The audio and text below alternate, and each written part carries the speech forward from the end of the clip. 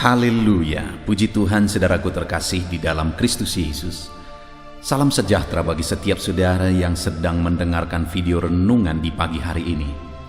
Bersyukur di sepanjang malam Tuhan telah menyertai kita dengan damai sejahteranya saudara. Pagi hari ini kita akan mengawali hari kita dengan renungan firman Tuhan dan berdoa bersama. Di mana di dalam video ini saudara akan diberkati melalui renungan firman Tuhan, dan saudara juga akan didoakan sebelum saudara melaksanakan segala aktivitas saudara di sepanjang hari ini.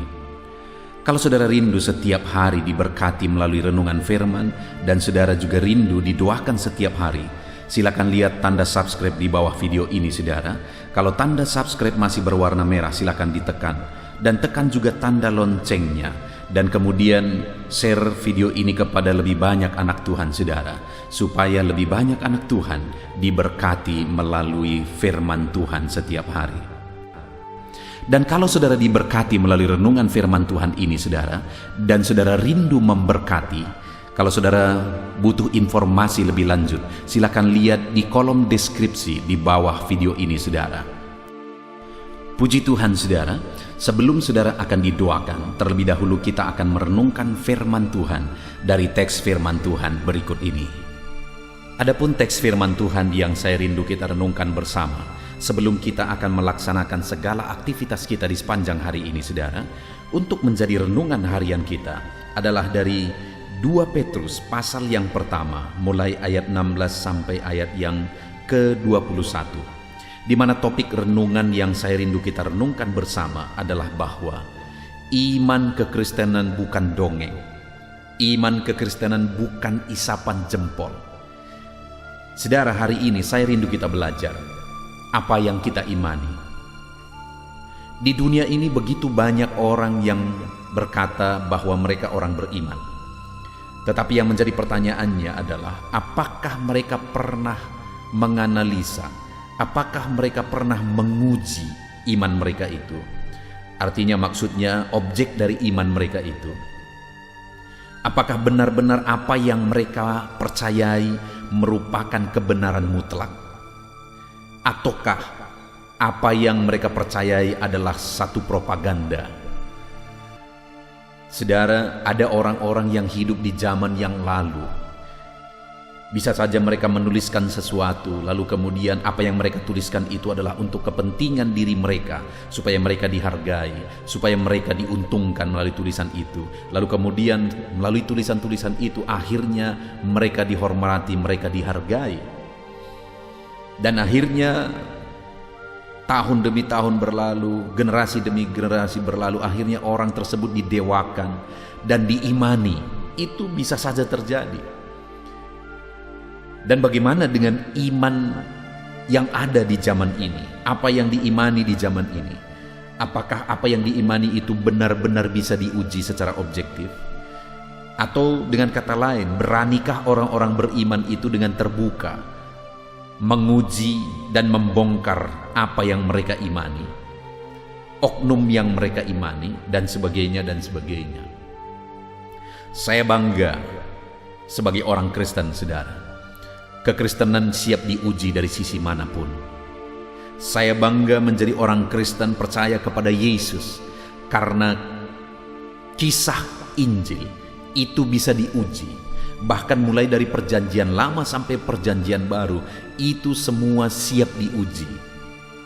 Dan memang benar-benar terbukti, kitab Kejadian sampai Wahyu itu ada kaitan yang begitu eratnya, ada progresivitas yang indah di sana, sebagai bukti bahwa Tuhanlah yang menubuatkan secara progres kepada umatnya, sehingga semuanya ada benang merah, semuanya ada kaitan satu dengan yang lain.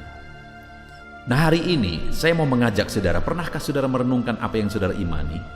Saudara percaya sebagai orang Kristen, saudara percaya kepada Tuhan, saudara percaya kepada Tuhan Yesus. Apakah saudara pernah benar-benar secara objektif menguji apa yang saudara imani? Apakah saudara pernah berpikir apakah apa yang saudara imani ini benar-benar kebenaran, atau saudara hanya ikut-ikutan? Saya rindu hari ini kita belajar saudara, dengan harapan melalui belajar firman Tuhan, renungan firman Tuhan pagi hari ini, saudara benar-benar memahami kebenaran apa yang saudara percayai.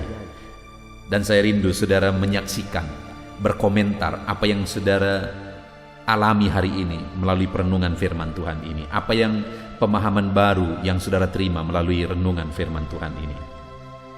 Saya akan membacakan ayat firman Tuhan ini saudara, kemudian akan menjelaskannya secara ekspositori. Artinya saya akan menggali firman Tuhan secara objektif dan menjelaskannya secara sistematis. Siapkan hati dan pikiran saudara, pastikan saudara benar-benar diberkati oleh firman Tuhan di pagi hari ini. 2 Petrus pasal yang pertama ayat 16 sampai ayat yang ke-21. Demikian firman Tuhan. Nubuat tentang kemuliaan Kristus telah digenapi.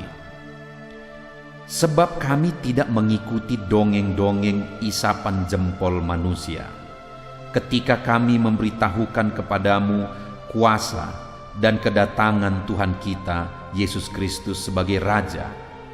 Tetapi kami adalah saksi mata dari kebesarannya.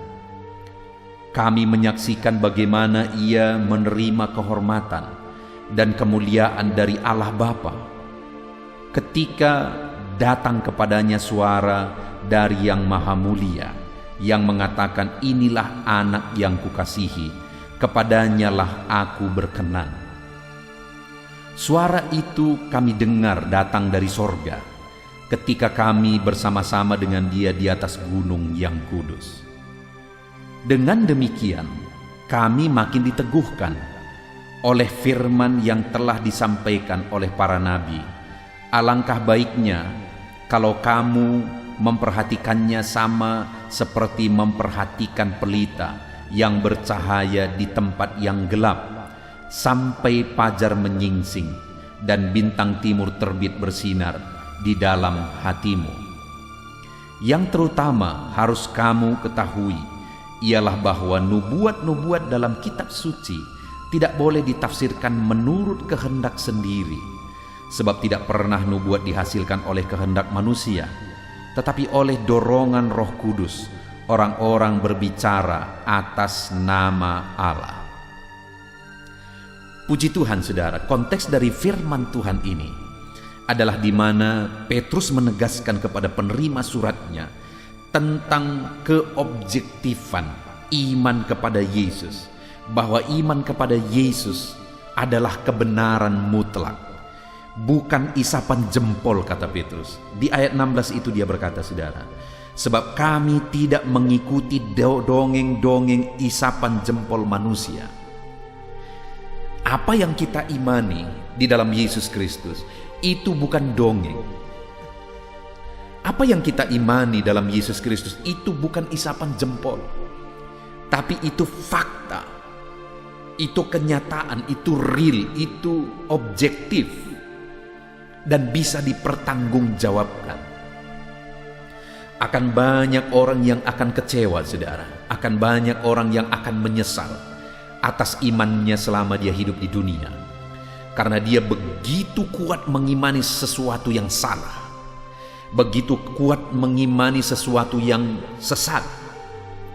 Bahkan ada yang rela mati untuk kesesatan, rela mati untuk kesalahan apa yang dia percayai, apa yang dia imani.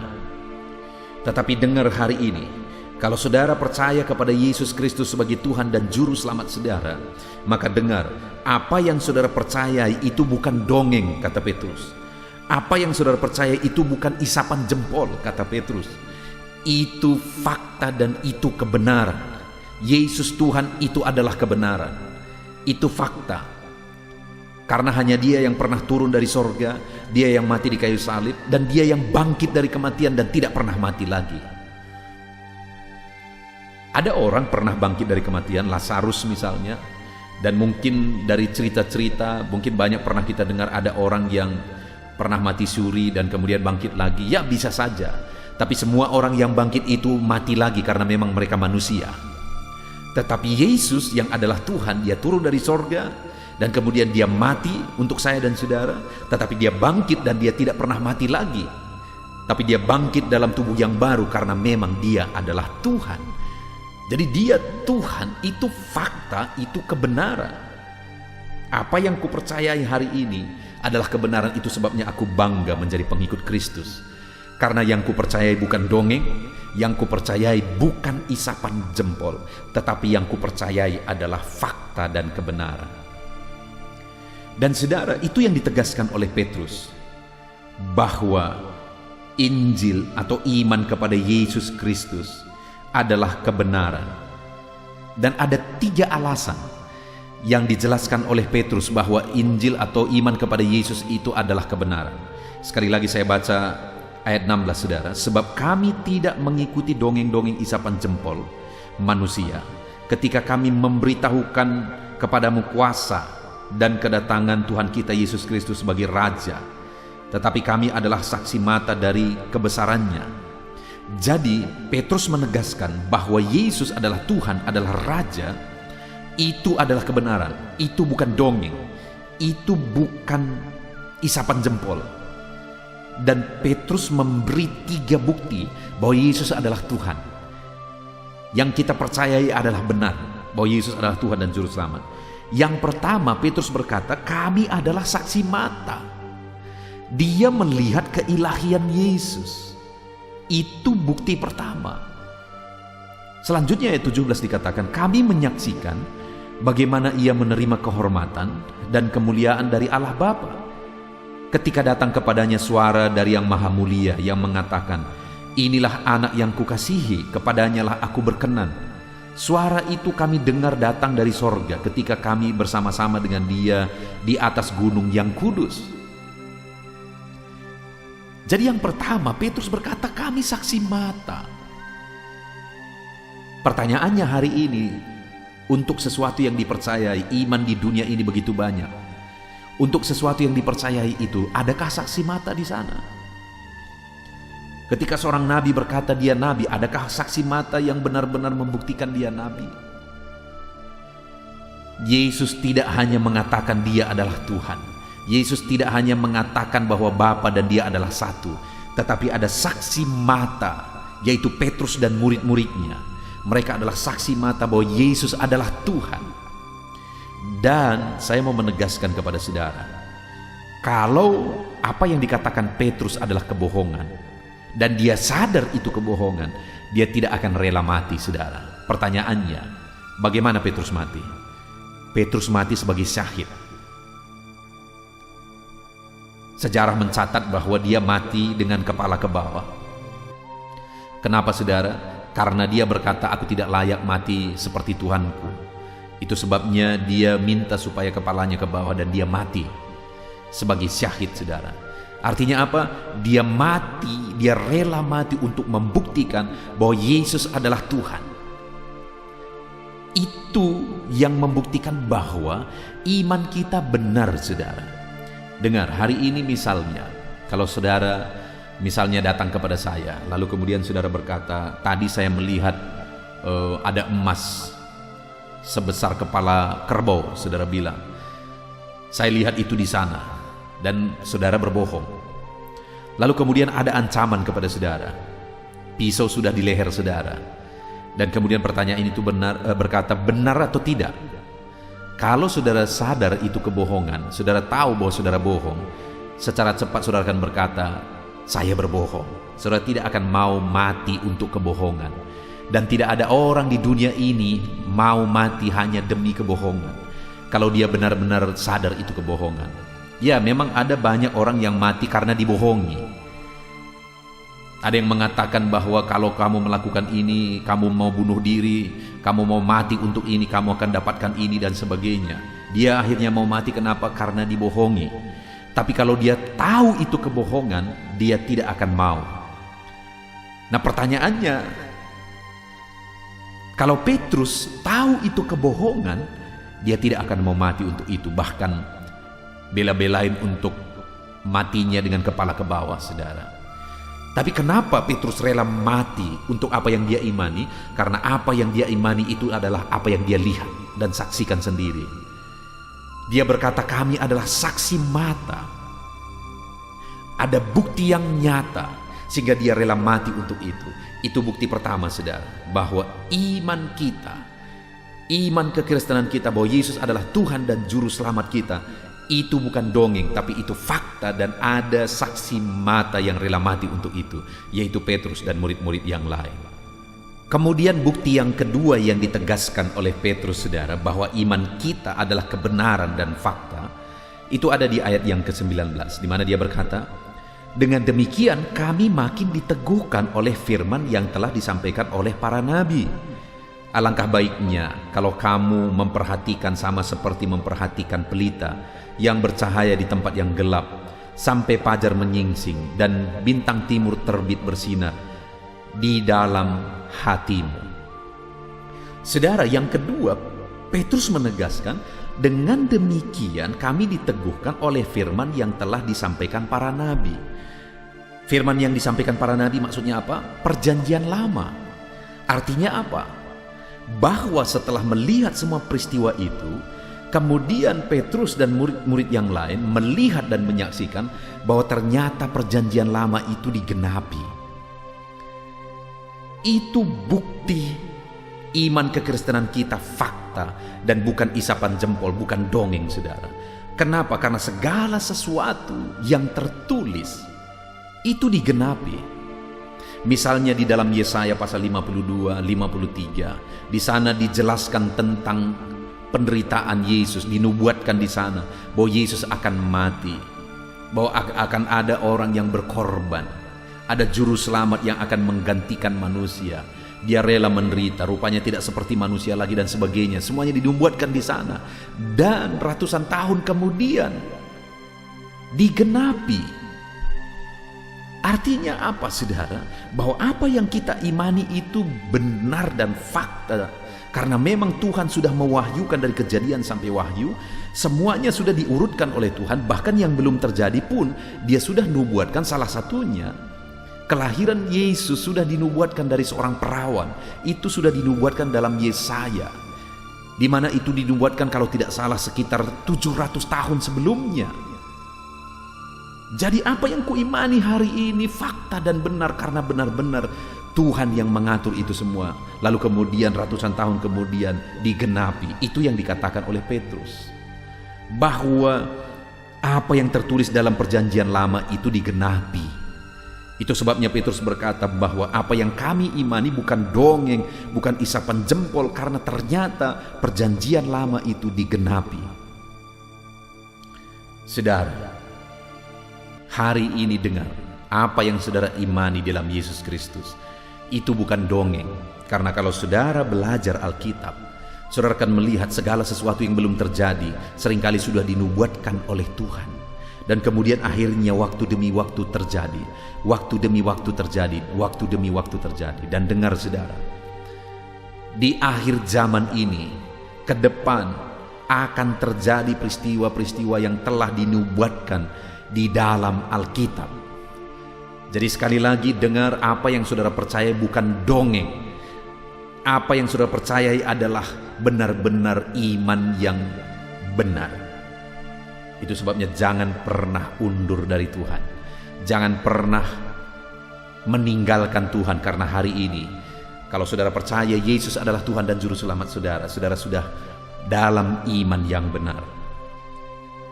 Lalu kemudian yang terakhir, saudara, ayat 20. Alasan ketiga bahwa iman kekristenan itu adalah iman yang benar. Ayat 20 dikatakan, yang terutama harus kamu ketahui ialah bahwa nubuat-nubuat dalam kitab suci tidak boleh ditafsirkan menurut kehendak sendiri, sebab tidak pernah nubuat dihasilkan oleh kehendak manusia, tetapi oleh dorongan Roh Kudus orang-orang berbicara atas nama Allah. Bukti yang ketiga, saudara, ada Roh Allah yang bekerja dalam iman kekristenan. Ada Roh Kudus yang bekerja di sana. Kenapa dari Kejadian sampai Wahyu semuanya ada benang merah? Ada keterkaitan, digenapi. Kenapa, saudara? Karena memang semuanya itu pekerjaan Roh Kudus. Roh Kuduslah yang mengilhamkan, mewahyukan firman-Nya kepada hamba-hambanya, kepada nabi-nabinya, kepada rasul-rasulnya. Roh Kuduslah yang mewahyukan. Dia adalah Roh Allah. sehingga semuanya ada keterkaitan. Itu sebabnya Petrus berkata, iman kekristenan kita bukan dongeng, bukan isapan jempol, karena ada Roh Kudus yang berkarya, ada Roh Kudus yang bekerja di dalamnya. Puji Tuhan saudara, pagi hari ini kita sungguh bersyukur buat firman Tuhan. Kembali kita belajar bahwa iman kita adalah kebenaran. Sangat-sangat bersyukur kalau hari ini kita percaya kepada Yesus sebagai Tuhan dan Juru Selamat kita. Karena kita ada pada iman yang benar. Alasannya apa saudara? Karena ada saksi mata atas apa yang kita imani. Dan saksi mata itu bahkan rela mati karena memang dia menyaksikan kebenaran. Dan yang kedua, terbukti perjanjian lama itu digenapi. Nubuat-nubuatan firman Tuhan itu yang sebelumnya sudah dicatat, diwahyukan, ternyata digenapi. Itu bukti bahwa Alkitab adalah firman Tuhan dan wahyu Tuhan. Dan kemudian juga terbukti bahwa Roh Kudus yang bekerja, karena ada keterkaitan dari semuanya. Jadi semuanya persis terjadi. Kenapa? Karena ada Roh Kudus yang bekerja. Itu sebabnya saat ini saya mau menegaskan kepada saudara, banggalah menjadi orang Kristen. Bersyukurlah menjadi orang Kristen. Bangga dan bersyukurlah punya iman yang benar, yaitu iman dalam Yesus Kristus. Itu sebabnya jangan pernah berpaling dari iman saudara, karena iman kita adalah kebenaran. Jalani hidup saudara terus dalam iman. Hari ini pun jalani segala aktivitas saudara terus dalam iman. Tetap kuat dan semakin kuat dalam iman. Puji Tuhan saudara, kita sungguh bersyukur buat firman Tuhan hari ini. Biarlah renungan ini menjadi renungan saudara di sepanjang hari ini. Sebentar lagi kita akan berdoa buat segala aktivitas kita di sepanjang hari ini. Namun sebelumnya, mari buat komitmen untuk tetap kuat dalam iman. Karena iman kita dalam Yesus Kristus yang adalah Tuhan dan Juru Selamat kita adalah iman yang benar dan bisa dipertanggungjawabkan. Puji Tuhan saudara, kiranya firman Tuhan ini memberkati saudara dalam nama Tuhan Yesus Kristus. Haleluya. Puji Tuhan saudara, setelah kita merenungkan firman Tuhan bersama, tiba waktunya kembali kita akan berdoa bersama. Saya akan berdoa bagi setiap saudara. Mari datang kepada Tuhan, serahkan segala pergumulan saudara, segala kerinduan saudara kepada Tuhan. Saya percaya saat ini ketika kita datang kepada Dia dengan penuh kerinduan saudara, Tuhan akan campur tangan, Tuhan memberkati kita, Tuhan bekerja di dalam kehidupan kita, dan kita akan menyaksikan campur tangan dan mujizat Tuhan di dalam hidup kita. Itu sebabnya saat ini saudara, mari siapkan hati dan pikiran saudara. Mari datang kepada Dia dengan penuh kerinduan. Dia Allah yang peduli dan pasti menjawab setiap kita. Mari kita berdoa bersama. Bapa di sorga, saat ini Tuhan, kembali kami datang kepadamu, menyerahkan segala pergumulan kami, menyerahkan segala doa dan permohonan kami. Engkau Allah kami, tempat kami berseru. Engkau Allah kami, tempat kami berserah. Segala sesuatu dalam kehidupan kami ada dalam tangan-Mu. Itu sebabnya Tuhan, kepadamu kami berdoa, berseru dan berserah. Bapa yang baik, Engkau mengenal setiap kehidupan kami. Saat ini Bapa, Engkau perhatikan dan Engkau melihat setiap anak-anak-Mu, siapapun dan dimanapun mereka berada saat ini. Mereka datang kepadamu ya Tuhan. Mereka rindu lawatan-Mu, mereka rindu jamahan-Mu di dalam kehidupan mereka. Biarlah saat ini Bapa, Engkau yang campur tangan dalam kehidupan mereka sesuai dengan situasi dan kondisi kehidupan mereka masing-masing. Saat ini mereka datang kepadamu, tuntun mereka ya Tuhan, untuk dekat dengan Engkau. Karena dekat dengan Engkau mereka akan melihat pertolongan-Mu. Tuntun mereka untuk selalu intim dengan Engkau, karena Engkau Allah yang peduli kepada mereka yang dekat kepadamu ya Tuhan, kepada mereka yang rindu akan Engkau. Bapa yang baik, tuntun anak-anak-Mu selalu berjalan dalam kehendak-Mu ya Bapa.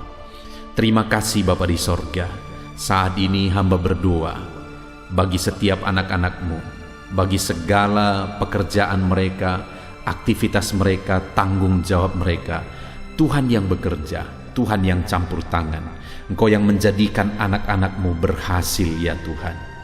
Hamba berdoa bagi anak-anak-Mu yang sedang mengerjakan bisnis dan usaha mereka. Bapa yang baik, biarlah Tuhan yang campur tangan. Tuhan menjadikan anak-anak-Mu berhasil. Apapun yang menjadi usaha bisnis pekerjaan mereka yang tidak bertentangan dengan firman Tuhan, Engkau Allah yang bekerja, Engkau Allah yang berkarya menjadikan anak-anak-Mu berhasil dalam nama Tuhan Yesus Kristus. Sekalipun situasi ini sulit, sekalipun kondisi ini sulit, tetapi kami yakin dan percaya Tuhan Allah kami sanggup campur tangan. Tuhan Allah kami sanggup menyatakan mujizat-Mu bagi setiap anak-anak-Mu ya Bapa. Bapa yang baik, saat ini biarlah Engkau yang memberi jalan keluar dalam segala kesulitan di tengah usaha pekerjaan mereka, supaya usaha pekerjaan mereka bisa berhasil, bisnis mereka bisa berhasil berkembang, jadi kemuliaan bagi nama Tuhan, di dalam nama Tuhan Yesus Kristus. Haleluya, haleluya. Hamba juga berdoa ya Tuhan bagi anak-anak-Mu yang berprofesi sebagai karyawan, pekerja di satu bidang pekerjaan, apapun itu, Tuhan yang campur tangan.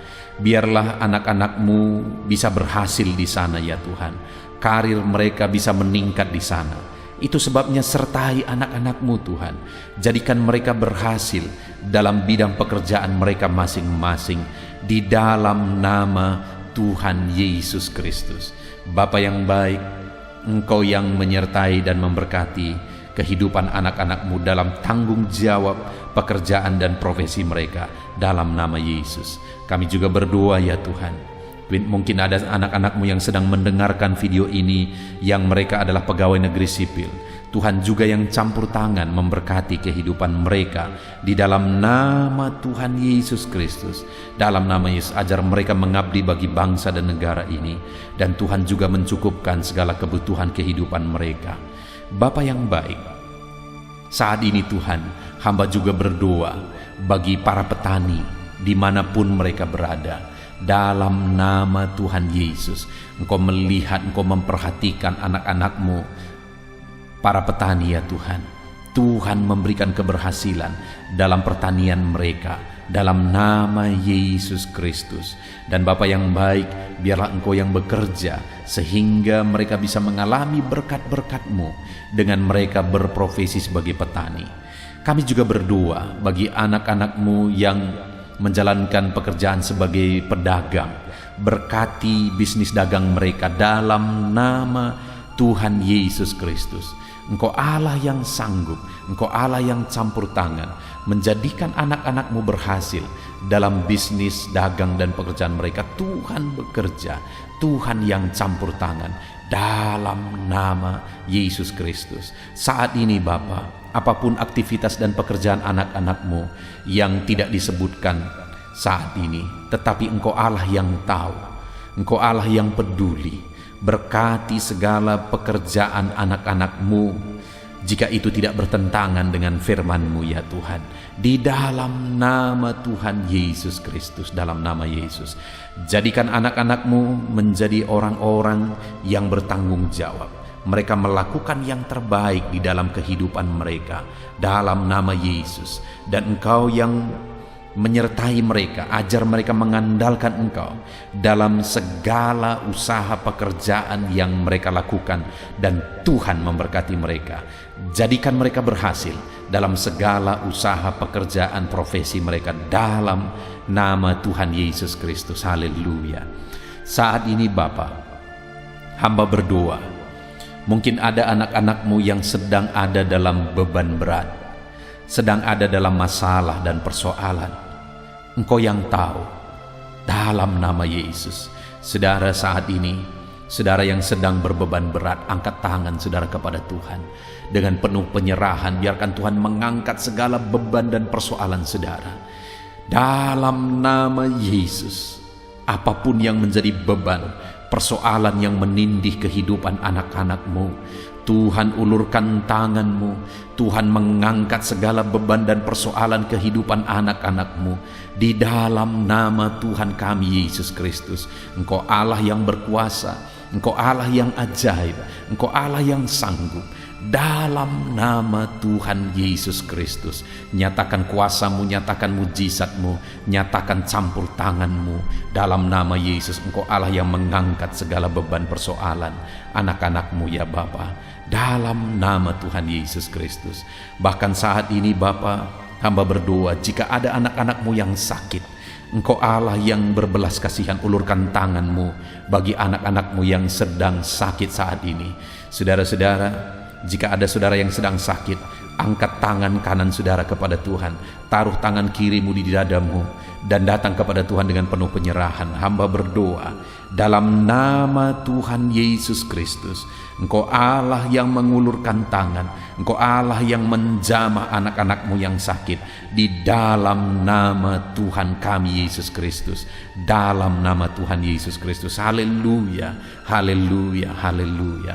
Bapa yang baik, Engkau yang mengangkat segala beban persoalan dan penyakit anak-anak-Mu, supaya mereka bisa efektif dan maksimal dalam bekerja, dan kehidupan mereka bisa menjadi berkat bagi banyak orang. Dalam nama Tuhan Yesus Kristus, dalam nama Tuhan Yesus Kristus. Haleluya. Bapa yang baik, saat ini hamba berdoa bagi anak-anak-Mu yang saat ini Tuhan sedang ada dalam kesulitan karena kekurangan. Bapa yang baik, Engkau Allah yang mengulurkan tangan-Mu, Engkau Allah yang mencukupkan, baik itu untuk kebutuhan hidup mereka, baik untuk modal mereka, atau apapun yang mereka butuhkan saat ini. Tuhan, Engkau Allah yang bekerja, Engkau Allah yang menyediakan, Engkau Allah Jehovah Jireh, Engkau sanggup menyediakan segala kebutuhan kami. Di dalam nama Tuhan Yesus Kristus, Engkau menyediakan segala kebutuhan anak-anak-Mu ya Bapa. Dalam nama Tuhan Yesus Kristus. Haleluya. Dan saat ini Tuhan, hamba juga berdoa, berkati keluarga-keluarga anak-anak-Mu. Jadikan keluarga-keluarga anak-Mu menjadi keluarga yang harmonis, keluarga yang diberkati, keluarga yang takut akan Tuhan. Di dalam nama Tuhan Yesus Kristus, berkati keluarga anak-anak-Mu ya Bapa. Jadikan keluarga anak-anak-Mu menjadi keluarga yang bersuasana sorga, di mana anak-anak-Mu tenang, damai, dan tentram, penuh damai sejahtera di tengah keluarga mereka. Maka dengan demikian ya Tuhan, hidup mereka bisa menjadi maksimal. Berkati ya Tuhan anak-anak-Mu di tengah keluarga mereka. Berkati para suami, berkati istri, berkati anak-anak mereka. Terpujilah nama Tuhan. Dalam nama Tuhan Yesus Kristus, berkati keluarga anak-anak-Mu. Haleluya. Puji Tuhan, haleluya. Ini doa dan seruan kami ya Tuhan. Berkati setiap anak-anak-Mu dalam segala aktivitas mereka di sepanjang hari ini. Apapun yang menjadi pekerjaan mereka hari ini, tuntun mereka, sertai mereka, jadikan mereka berhasil ya Tuhan. Dan Tuhan memberkati kehidupan mereka. Dalam nama Tuhan Yesus Kristus, biarlah damai sejahtera Tuhan atas kehidupan anak-anak-Mu. Biarlah keberhasilan di tengah usaha pekerjaan anak-anak-Mu. Biarlah perlindungan dan penyertaan Tuhan nyata bagi setiap anak-anak-Mu ya Tuhan. Terima kasih Bapa di sorga. Inilah doa dan seruan kami. Kami datang kepadamu dengan penuh iman dan pengharapan. Di dalam nama Tuhan kami Yesus Kristus, kami bersyukur dan berdoa. Haleluya, haleluya, haleluya. Amin. Terpujilah nama Tuhan kita Yesus Kristus, saudara. Saya percaya setelah saudara diberkati melalui renungan firman Tuhan dan saudara telah didoakan melalui video ini, saudara mendapat kekuatan baru dan semangat baru dalam melaksanakan segala tanggung jawab, segala aktivitas saudara sepanjang hari ini. Lakukan segala sesuatunya dengan cara yang terbaik saudara, dan tetap andalkan Tuhan. Tuhan kiranya menyertai saudara. Tuhan memberkati segala aktivitas saudara di sepanjang hari ini. Jangan lupa berlangganan dengan channel ini saudara, dengan cara mensubscribe dan kemudian tekan tanda loncengnya, dan share video renungan ini kepada lebih banyak anak Tuhan saudara, supaya lebih banyak orang diberkati melalui firman Tuhan. Kalau saudara merasa diberkati melalui video renungan ini dan saudara rindu memberkati, saudara butuh informasi lebih lanjut, silakan lihat di kolom deskripsi di bawah video ini saudara. Puji Tuhan saudara, Tuhan kiranya memberkati setiap saudara. Haleluya, haleluya.